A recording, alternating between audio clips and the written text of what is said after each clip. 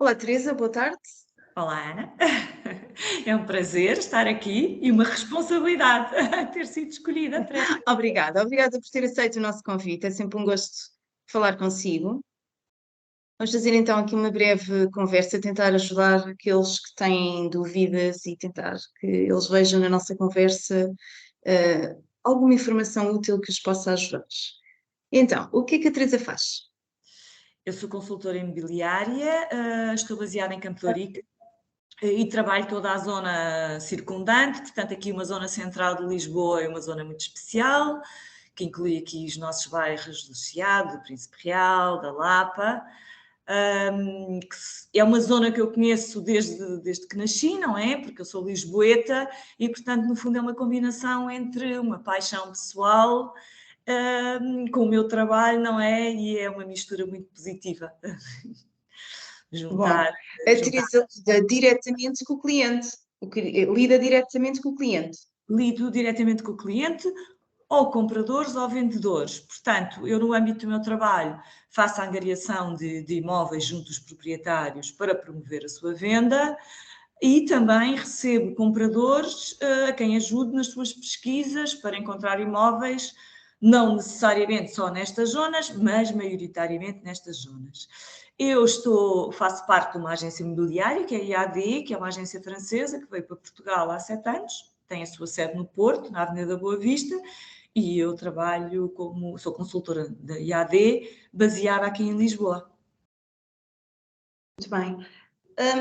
Vamos começar assim, uma vez que lida diretamente com o cliente, quer na vertente de quem compra, quer na vertente de quem vende, quando as pessoas a procuram, quais são as dificuldades que as pessoas colocam ou os seus receios quando querem colocar as suas casas no mercado ou aquelas que eventualmente procuram, portanto, aqui nas duas vertentes.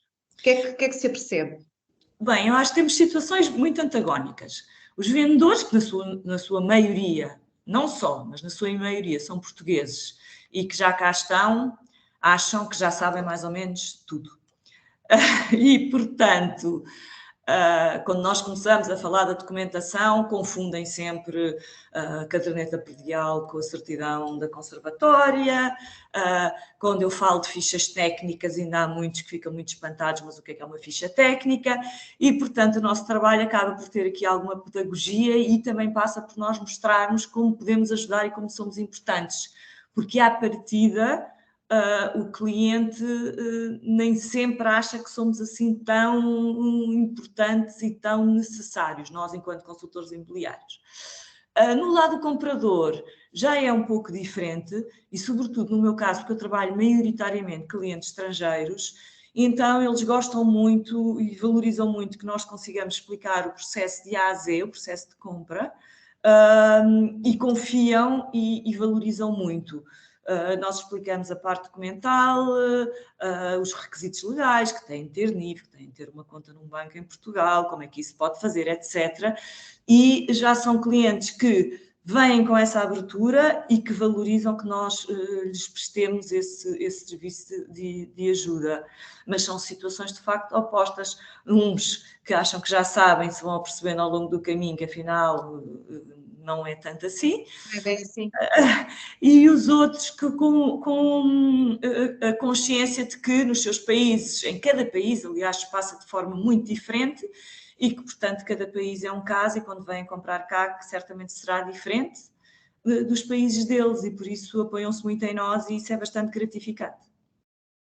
Bom, Teresa, como é que qualifica o mercado atual, o mercado imobiliário atualmente, como é que o qualifica? Que dificuldades é que sente a Teresa como profissional? Dificuldades que sinto, deixe-me cá ver. Falando do lado da compra, porque eu acho que no mercado imobiliário, antes das coisas acontecer, na cabeça das pessoas já aconteceram pelas notícias que leem, etc. Quando as pessoas começam a ler que o mercado, porque as taxas vão subir, e que se concretizou na realidade, mas quando as pessoas começam a ler muitas notícias, começam a incorporar isso nos seus comportamentos e, portanto, os dificuldades que eu encontro, neste momento, e aqui, sobretudo a parte compradora, neste momento, é os receios relativamente a toda a parte de financiamento, taxas de juros e de aspectos económicos, que alguns se materializaram realmente com o tema das taxas de juros, mas outras coisas ainda nem tanto, e no entanto as pessoas estão talvez mais receosas quanto às aquisições. Do lado dos vendedores, eu acho que do lado dos vendedores existe sempre, são mais imunes a estes elementos, que também é mau, porque ignoram tudo e têm, por vezes, uma perspectiva de que os seus imóveis, independentemente das circunstâncias, têm valores que, de uma maneira geral, são acima do valor real. E, portanto, não aceitam muito bem quando nós fazemos avaliações que lhes puxam os valores para baixo, desconfiam sempre um bocadinho de nós. Por outro lado, nós também temos fama de ser aqueles que às vezes fazem avaliações exageradas para ter a angariação. Portanto, nós estamos sempre aqui um bocadinho no meio. Nesse aspecto é uma profissão complicada. Assente, ou há alguma facilidade de negócio quando as pessoas apresentam uma contraproposta um bocadinho abaixo do valor de compra? Sente que há alguma facilidade ou de manobra, que as pessoas realmente estão abertas a ter ali alguma margem de descer o preço, facilitar o negócio, ou sente que o mercado neste momento as pessoas não, fixam-se ali naquele valor e não descem? Há uma prática corrente de mercado que é haver negociação. E isso é quase cultural. Portanto, se um comprador vai sempre fazer uma proposta abaixo do preço que está anunciado. E, portanto, até ficam um bocadinho ofendidos se o vendedor disser não baixe nem um cêntimo. Portanto, eu aconselho sempre os meus proprietários a porem, eu digo-lhes sempre, tenham uma margem para negociar. Se vocês querem vender por X, ponham X mais um percentual, porque faz parte de negociar e pode criar uma barreira, uma resistência entre o potencial comprador e vocês. E, portanto, não sei se está correto, não vou discutir se é certo negociar ou não, é o que é um dado do enunciado e das práticas de mercado e, portanto, temos de agir de acordo com elas. Relativamente à abertura para negociar, depende muito da circunstância concreta de cada vendedor, porque se o vendedor tem algum tipo de urgência em fechar um negócio porque tem de amortizar um crédito ou porque tem de realizar um outro negócio, estará mais sensível a uma baixa. E se o seu preço também está mais exagerado, porque no fundo cada vendedor também sabe em consciência o que é que tem em mãos e nós também fazemos esse trabalho. Portanto, eu quando recebo uma proposta, independentemente de estar a trabalhar para o comprador, para o vendedor ou para ambos, faço sempre uma avaliação de mercado, tentando ver quais são os valores reais da transação e de transmitir aquilo que é justo, independentemente dos lados. E não puxo nem mais para um, nem mais para o outro, e muito menos para o meu lado. Puxo pelo lado que é o de mercado e o razoável, porque só assim há encontros entre as partes. E é disto que são feitos os mercados. Portanto, também tento, com essa factualização, contribuir no processo de negociação para as aproximações. Às vezes não é possível, mas muitas vezes conseguimos chegar a entendimento fazendo também este trabalho junto, hora de um lado, hora do outro. Porque é certo que, na hora da negociação, o comprador só vê defeitos na casa que quer comprar e o vendedor só vê qualidades na casa que quer vender. E nem um nem outro estão certos e ambos o sabem, porque se trocarem de chapéus, a coisa muda. É muito engraçado, porque eu já tive clientes com os quais comprei e vendi, e às vezes ao mesmo tempo. E parece quase com uma dupla personalidade. É como se mudam de chapéu ou mudam a roupa toda mesmo. E os argumentos são ao contrário. Portanto, é interessante ver como nós... É o português chama puxar a brasa à sua sardinha. Exatamente, pronto. Mas a natureza humana é assim. Nós ocupamos posições consoante cada circunstância. É de acordo com aquilo que nos interessa. Teresa, em termos de mercado imobiliário, existe muita oferta na área da aquisição? Existe muita oferta na área do arrendamento ou estamos a viver momentos de escassez em termos de casas no mercado? Como é que se sente que as coisas estão? Eu sinto que tem havido talvez um decréscimo na oferta, assim. Acho que, em termos de usados, que é o que eu trabalho mais, não é? Casas de particulares, sinto que há menos oferta nas zonas que eu trabalho. Não consigo explicar totalmente a razão para tal, talvez seja mesmo da natureza do mercado, o número de imóveis que existem. Relativamente ao arrendamento, existe oferta, mas ela é bastante cara e subiu. Com o anúncio do Mais Habitação, as rendas subiram imediatamente quando se começou a falar em março do Mais Habitação e do que se previa fazer em termos do mercado de arrendamento. Imediatamente as rendas subiram. Encontro à oferta, nomeadamente a nível T1, T2, tipologias superiores, as maiores, T3, T4, por aí fora, há menos oferta e até talvez de menor qualidade. É difícil. Nas tipologias mais baixas, porque vão aparecendo algumas casas que saem dos arrendamentos locais para arrendamentos de longa duração, etc., vê-se oferta, mas como eu referi, cara. Cara? Então, Cara. Quem diz se é caro ou barato é o mercado que faz as contas, mas para o que seria um referencial dos valores que nós portugueses conseguimos suportar, eu diria que é uma oferta cara para as tipologias em questão. Então, nota que a entrada em vigor, ou melhor, no momento até anterior, portanto, quando se começou a anunciar que viriam alterações neste projeto Mais Habitação, a Teresa nota que houve mexidas de aumentos de renda. Foi subir. Eu acho que, quer dizer, em termos genéricos, quando se tenta atuar de forma artificial sobre o mercado, porque os mercados funcionam com a lei, com a oferta e a procura, e quando se tenta, por medidas legislativas ou outras, fixar as regras e as variáveis naturais do mercado, ele tenta-se ajustar em desequilíbrio por outra via. E, portanto, geram-se desequilíbrios e desajustes que não são os que se desejavam, porque acredito que não fosse essa a intenção legislativa, mas era bastante evidente quando nós fixamos, quando tentamos congelar uma variável tão importante quanto o preço, que isso vai criar uma distorção no mercado. Isso aí é dos livros, eu não sou uma perita em economia, mas também não preciso de ter um doutoramento para perceber que ao fixar esta variável se vai criar distorções no mercado. E em termos de procura, sente mais procura no mercado de aquisição de casa própria ou no mercado de arrendamento? O que é que sente? Eu tenho procura de ambos, para lhe dizer a verdade, se bem que eu trabalho mais no mercado da venda e sinto que existe procura de ambos. Não consigo pôr um à frente do outro. Sente que hoje é mais fácil adquirir uma casa ou não? Desculpa?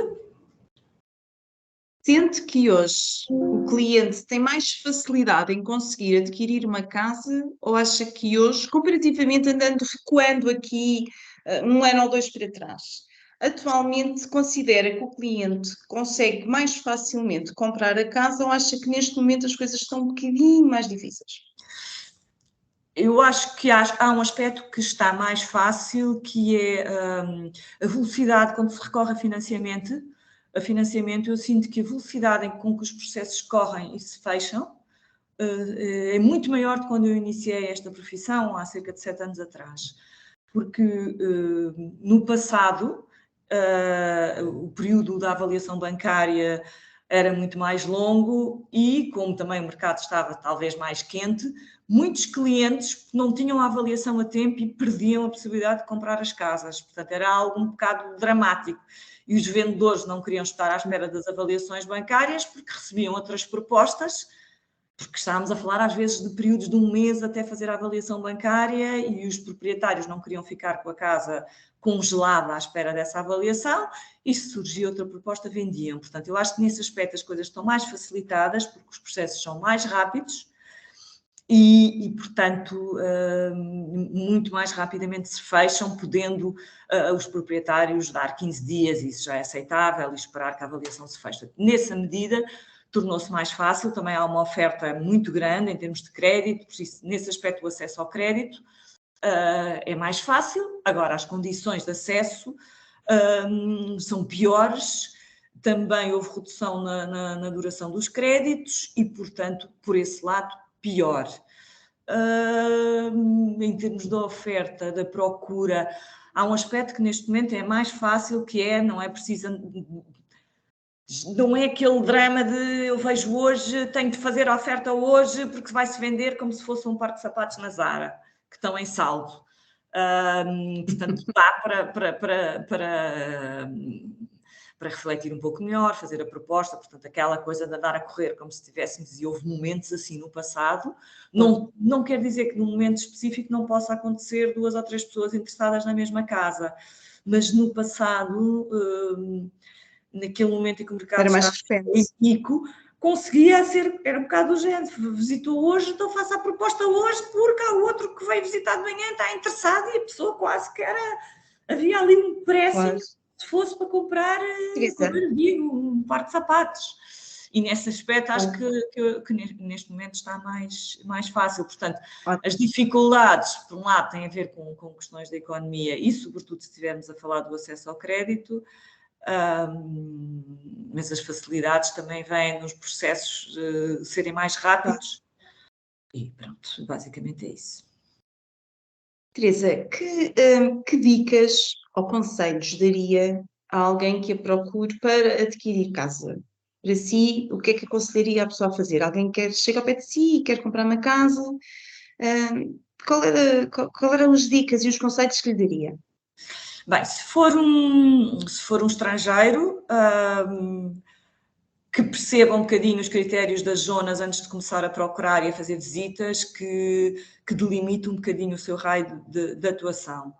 E depois que verifique em termos realistas, imagine, quer um T2 num prédio com elevador, que veja se o seu budget lhe permite chegar a este tipo de produto, para evitarmos situações que às vezes nos acontecem, de pessoas que nos dizem eu quero, estou à procura, o que é que era outro dia? Era um senhor que queria, perto da praia, uma moradia T2, num raio de 80 km de Lisboa, até 200 mil euros. Ora, isto é um pedido virtualmente, enfim, seria difícil de atender. E, portanto, é estúpido, porque é uma perca de tempo para o próprio, enfim. E, portanto, fazer trabalho de casa. Acho que é importante conhecermos um bocadinho a zona, percebermos o que é que gostamos ou não gostamos, para evitar também a perca de tempo das visitas. Isto num lado de preparação do terreno. Depois, preparar-se, e isto eu acho que é muito importante, preparar-se para conseguir fazer uma proposta no momento em que encontra a coisa que gosta. E, portanto, fazer o trabalho de casa relativamente ao crédito, se for o caso do crédito, ter o NIF, a abertura da conta, se sente que quer trabalhar com advogado, já encontrar esse parceiro, portanto, preparar o terreno para que no momento em que quiser agir, o possa fazer e dar esse passo, e não tenha então nessa altura de escolher o banco, escolher o advogado, fazer o NIF, porque de repente vão passar 2 ou 3 semanas e pode perder a casa, ou se não tiver feito esse trabalho, não sabe como fazer a proposta, porque tem de saber que impostos é que vai pagar, quanto é que custa a escritura, se for um empréstimo, o que é que vai pagar mensalmente, o que é que pode suportar, para estar preparado para fazer uma proposta, consegue levar até ao fim, para não desistir a meio e dizer, olha, eu fiz esta proposta, mas afinal, olha, não consigo pagar isso. Pronto, fazer um bocadinho de trabalho de casa. No fundo é preparar, não é? Fazer uma pré-preparação ao negócio que se pretende fazer. Exatamente. Neste ramo imobiliário, a Teresa já teve aqui uma colaboração connosco, e aqui neste âmbito gostaria que, em 3 ou 4 palavras, descrevesse a sua experiência connosco e dissesse aquilo que acha de sua justiça do nosso trabalho. Olha, foi a minha primeira experiência convosco e foi recente e a verdade é que eu fiquei encantada com a Ana, porque a experiência foi consigo. E eu explico-lhe porquê. A relação consultores imobiliários, advogados, pode ser de grande cooperação, outras vezes não o é. Porque por vezes cada uma das partes acha que está a defender o seu cliente e não a partilhar uma visão conjunta, e eu parto do princípio que ambos sejamos bem intencionados, talvez falemos outra linguagem, e o importante nesta relação é que as linguagens se casem e que consigamos, apesar de termos valências diferentes e estarmos a surgir na vida dos nossos clientes numa posição diferente, não é? Porque eu tenho valências necessariamente diferentes de um advogado e da Ana, mas que consigamos os dois trabalhar em conjunto para servir o cliente. Eu às vezes encontro isso, outras vezes não. E na Ana eu encontrei uma parceira que fala a minha linguagem, isso não o faz naturalmente, pelo menos o fez, não sei se com esforço ou não, que explica tudo, que enquadra muito bem as questões, com uma disponibilidade total, uma pessoa que fala comigo ao meu nível e, portanto, não existe aquele distanciamento por eu não ser uma pessoa do ramo legal e, portanto, não entender, se calhar, por inerência, determinados detalhes com a mesma profundidade e rigor que a Ana tem, mas também é para isso que nós recorremos à Ana, e por isso foi uma relação que eu acho que aprendi imenso, que me acrescentou muito e que eu senti que tive alguém ao meu lado que lutou comigo para levar um negócio difícil, que nós sabemos as duas que foi difícil, Foi difícil. para levá-la a bom porto. Portanto, eu encontrei aquilo que eu procuro